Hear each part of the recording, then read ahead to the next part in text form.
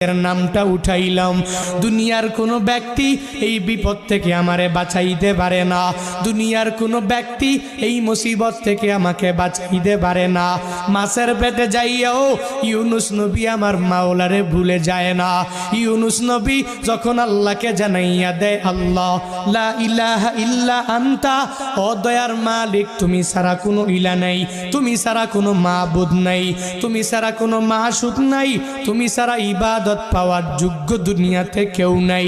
যখন ও ইউনুস নবী আমার ওই মাছের পেটের মধ্যে সিজদার মধ্যে পড়িয়া আল্লাহকে পুত পবিত্র বলে, আল্লাহ ছাড়া মাবুদ নাই এই বলে যখনই ঘোষণা দিয়া দেয় আর নিজের ব্যাপারে আল্লাহর দরবারে জানাইয়া দেয়, ও মালিক আমার ঠিক হয় নাই, নিজের